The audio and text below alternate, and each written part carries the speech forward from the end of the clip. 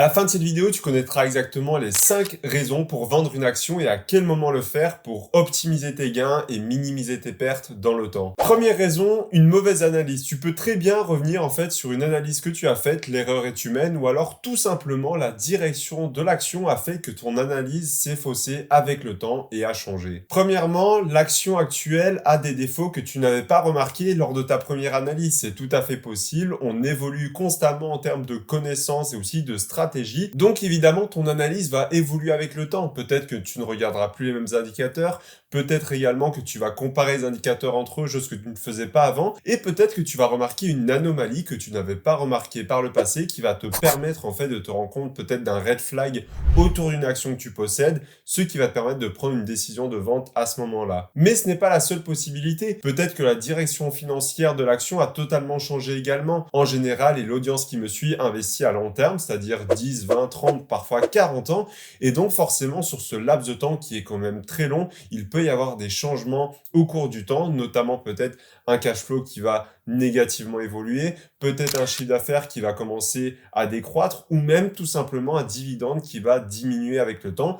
Toutes ces informations-là peuvent te faire changer d'avis si tu vois qu'évidemment l'entreprise commence à tourner dans une mauvaise direction. C'est tout à fait possible, malheureusement, et ça sera le moment pour toi de réallouer ton capital. Mais enfin, pour finir, avant de prendre ta décision finale de vendre l'action, fais quand même une analyse poussée de celle-ci afin d'être sûr des théories que tu avances pour ne pas faire une erreur ou même pire que ça, vendre à cause d'une mauvaise nouvelle ou d'une rumeur qui circulerait. Je vais te donner l'exemple de United Airlines en 2008 qui a vu son cours baisser de moins 75%. Je ne sais pas si tu te rends compte, c'est 3/4 de la valeur qui a disparu comme ça en l'espace de quelques jours. Pourquoi? Parce qu'une rumeur comme quoi l'entreprise était en faillite a vu le jour tout simplement et a fait s'écrouler l'action et fait paniquer les investisseurs. Donc avant chaque prise de décision que tu feras en bourse, agis par logique et non par émotion parce que le FOMO, soit le fear of missing out ou la peur de rater le train, va te faire en fait perdre énormément d'argent si tu ne fais pas les analyses au préalable. C'est pourquoi d'ailleurs je te conseille vivement d'analyser tes actions non pas uniquement que quand tu les achètes ou que tu les rachètes, mais bien et bien, peut-être même chaque mois pour être sûr qu'il n'y ait pas un problème que tu n'aurais pas détecté ou alors un changement de direction qui est survenu entre-temps. Deuxième raison, couper ses mauvaises herbes. Warren Buffett a dit qu'un jour, couper ses actions performantes pour réinvestir sur ses pertes, c'est la même chose que d'arroser ses mauvaises herbes et laisser ses plantes mourir. Il faut savoir prendre ses pertes, c'est hyper important quand tu es investisseur. Pourquoi? Parce que ça va te permettre plusieurs choses que je vais t'expliquer par la suite, mais notamment, il y a très peu d'investisseurs à l'heure actuelle que je vois couper leurs pertes. En fait, je te dis pas de le faire tous les 4 matins, bien évidemment, mais une fois que tu as réanalysé l'action, que tu ne vois plus d'espoir en l'entreprise ou alors que tu ne crois plus en son bon développement, ça peut être bon pour toi en fait de couper ton investissement. À quoi bon investir et même continuer de rajouter un DCA par-dessus si toi-même tu ne crois plus en l'action que tu as achetée. Évidemment, je te dis pas non plus de faire l'exemple inverse, comme je te le disais tout à l'heure, et je vois énormément de monde le faire autour de moi, c'est de prendre les meilleures actions qu'ils possèdent, qui ont une croissance saine, certes un peu plus élevée que la bourse de manière générale, mais qui sont tout à fait logiques, comme Apple, comme Microsoft ou des entreprises comme ça, et ils vont couper de temps en temps leurs gains pour réallouer sur les entreprises qui sont en perte. Pour moi, c'est totalement inutile et ça va t'enlever en fait une grande partie des intérêts composés. D'ailleurs, si tu suis mon parcours d'investisseur et ma quête vers le million d'euros, je t'explique tout dans mes emails exclusifs, c'est le premier lien en description et tu auras un plan d'action à effectuer chaque semaine pour atteindre cet objectif avec moi. Et justement, le fait de couper tes pertes, ça a plusieurs avantages. Le premier, tu vas pouvoir réinvestir justement sur ces actions qui sont vraiment performantes depuis que tu viens de les acheter. L'avantage sera de continuer même de booster ces intérêts composés et de gagner plus à long terme. C'est d'ailleurs pour ça que Warren Buffett a l'action Apple à hauteur de 45% de son portefeuille de Berkshire Hathaway.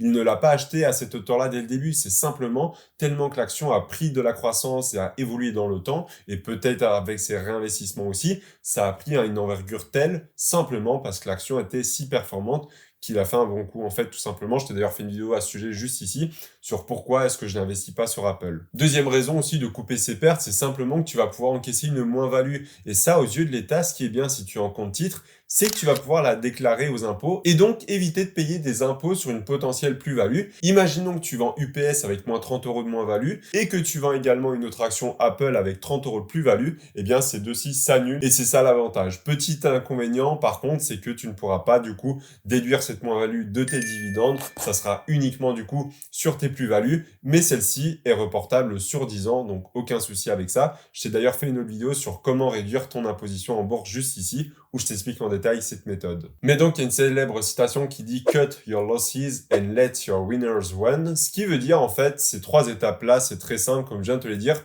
Premièrement, analyse là où tu as les plus grosses pertes et où tu ne crois plus que l'action peut remonter, ou alors tu ne crois tout simplement plus en l'entreprise. Tu vends cette action-là. Deuxièmement, tu vas trouver un endroit où réallouer le capital qui vient d'être libéré grâce à cette vente-là.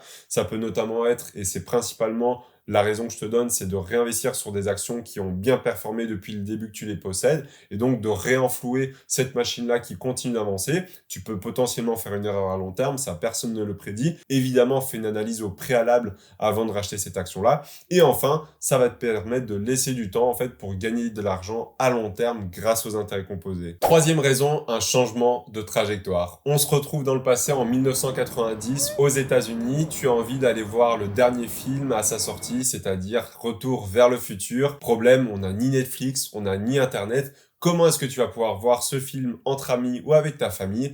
Tu vas te rendre chez l'enseigne Blockbuster, qui est un magasin physique qui permet en fait de louer des DVD sur une durée déterminée pour pouvoir profiter des dernières sorties ou des vieux films. Donc c'était un petit peu le business qui était à la mode à l'époque et qui fonctionnait très bien. On louait des DVD, on allait les chercher, puis on allait les rendre quelques jours plus tard. Le gros problème, c'est qu'en 2000, un tournant majeur est arrivé, Internet, et dans les années futures, la vidéo en streaming, notamment avec Netflix, qui lui aussi d'ailleurs a fait une transition entre la vidéo à la demande de magasins physiques au streaming par le temps. Et le gros problème, c'est que Blockbuster n'a pas décidé de prendre ce virage-là, c'est-à-dire du streaming et du numérique. Il est resté toute sa vie, en fait, avec le magasin physique aux États-Unis. Il y en avait partout dans le pays. Et petit à petit, ils ont dû couper certains magasins jusqu'à faire faillite en 2010 parce qu'ils n'ont pas pris le changement et ils n'ont pas cru en l'innovation, un peu avec la même histoire que Kodak. En fait, un changement de trajectoire, ça peut être à différents niveaux. Le premier changement de trajectoire que je vois possible, c'est un changement de trajectoire entre les valeurs de l'entreprise et les tiennes. On va prendre un exemple. Imaginons que Coca-Cola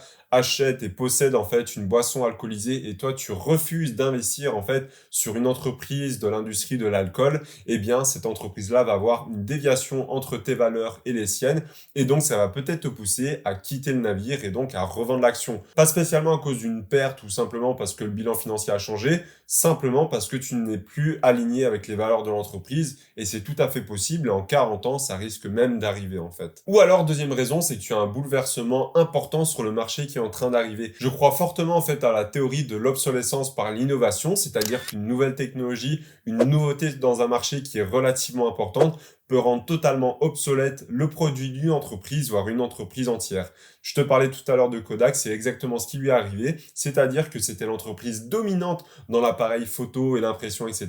Et ils vendaient à l'époque les vieux appareils photo, on va dire, qui n'étaient pas numériques du coup, mais plus avec le papier, je sais plus exactement comment on appelle ça. Et il y a eu le tournant du numérique et non plus de la pellicule qui est arrivé, sauf que Kodak n'y a pas cru, et donc on fait faillite dans les années qui suivent. Et le gros problème, c'est que si aujourd'hui tu vois un tournant majeur dans un certain marché, et que l'entreprise dans laquelle tu investis ne prend pas ce tournant-là alors que toi tu y crois fortement, forcément ça va être en contradiction avec tes convictions et ton investissement et ta vision à long terme, donc forcément il vaut mieux parfois pour toi de vendre en fait cette action-là, même si attention, parfois tu peux tellement croire en une innovation que tu vas être omnibulé par celle-ci sans y voir ses défauts, donc fais quand même extrêmement attention à cela parce que parfois certaines entreprises ont raison de ne pas prendre en fait et croire à une certaine innovation. Ça a d'ailleurs été le cas récemment de Meta, donc Facebook, qui a misé quand même une grande partie de ses billes sur le métaverse. Et si toi aujourd'hui tu ne crois pas en ce produit, évidemment, je te déconseille d'y investir quand même massivement parce que c'est quand même le futur et la vision en fait de Meta à plus long terme. Quatrième raison, rééquilibrer son portefeuille. Le rééquilibrage est une étape essentielle de l'investisseur, surtout si celui-ci souhaite garder le cap et atteindre son objectif. En fait, rééquilibrer son portefeuille, tu dois le voir vraiment comme un marin en mer, c'est-à-dire que tu diriges un bateau et le problème c'est qu'à chaque fois qu'une grande vague frappe ton bateau, tu vas forcément être dévié un tout petit peu de ton objectif.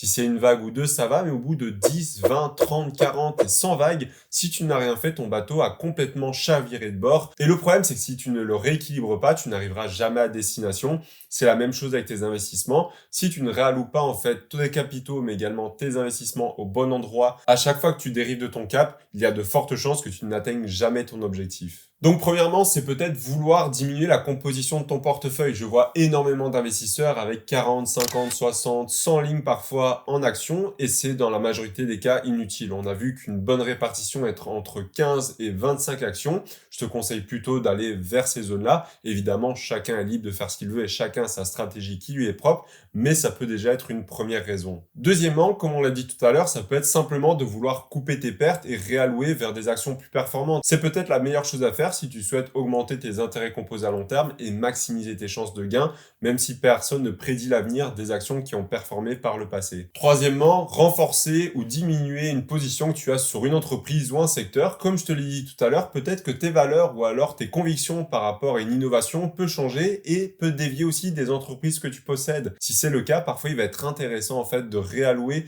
sur un autre secteur auquel tu crois peut-être plus, ou alors de diminuer un secteur que tu possèdes actuellement où tu vois qu'il n'est pas en train de prendre la bonne direction. Je dis n'importe quoi, peut-être que tu crois énormément en fait au secteur de l'énergie renouvelable et plus du tout au pétrole dans les années futures. Dans ce cas-là, ça ne fait plus sens pour toi de conserver des pétrolières au sein de ton portefeuille. Et enfin, dernière raison de rééquilibrer ton portefeuille, c'est simplement de faire rentrer une nouvelle opportunité si tu estimes qu'il y a un nouveau challenger sur un secteur donné qui pourrait être intéressant à conserver à long terme. C'est tout à fait possible et ça m'arrive moi-même du coup de libérer quelques places parfois pour faire rentrer ce type d'entreprise à court, moyen, parfois même long terme. Cinquième et dernière raison, c'est l'anomalie de marché. On retourne un petit peu dans le passé, en pleine pandémie en 2021. GameStop voit son cours passer en l'espace de quelques jours de plus 1738%, ce qui est énorme pour cette entreprise de vente de jeux vidéo en physique, un peu à l'image de Micromania en France, qui est en déclin depuis plusieurs années avec un bilan financier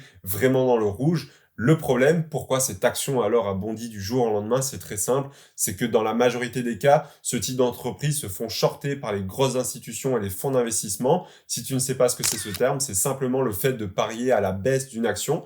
Donc, de manière générale, c'est pas forcément un ordre très éthique parce qu'on va parier sur la faillite d'une entreprise ou alors le mauvais déroulement des bilans financiers futurs.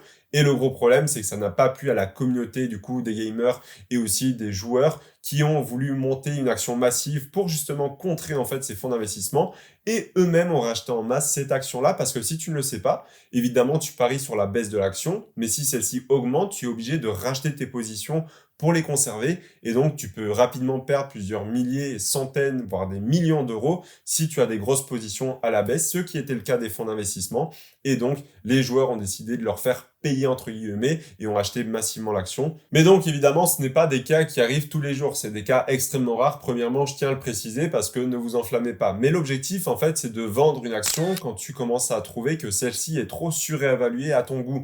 C'est-à-dire, je dis n'importe quoi, imaginons tu possèdes l'action Coca-Cola et tu vois que son cours est en train de doubler en l'espace de quelques semaines. Chose qui est quand même assez peu probable pour une entreprise qui est si bien établie et qui existe depuis tellement d'années et qui est tellement connue du grand public, qu'il peut y avoir une anomalie de marché et donc une mauvaise estimation de son prix. Et dans ce cas-là, ce que je te recommande, c'est évidemment de pas tout vendre, garde toujours une position et une partie de tes billes, parce qu'il y a une possibilité dans laquelle l'action ne redescend pas, donc garde quand même toujours une partie à ce prix-là, mais le but c'est de racheter par la suite une fois que l'action aura baissé, si celle-ci baisse bien évidemment. D'ailleurs, c'est des cas extrêmement rares que toi-même tu ne rencontreras même peut-être pas au cours de ta vie d'investisseur, mais ça peut arriver, donc il faut le garder en tête et justement profiter à la limite de ces anomalies de marché pour dégager rapidement une plus-value et réinvestir une fois que celui-ci a baissé. C'est d'ailleurs une technique qu'on utilise majoritairement en crypto-monnaie. Lors des bear markets, on va accumuler énormément de Bitcoin et lorsqu'on voit que le bull run commence à partir, on va directement se fixer des paliers de sortie petit à petit,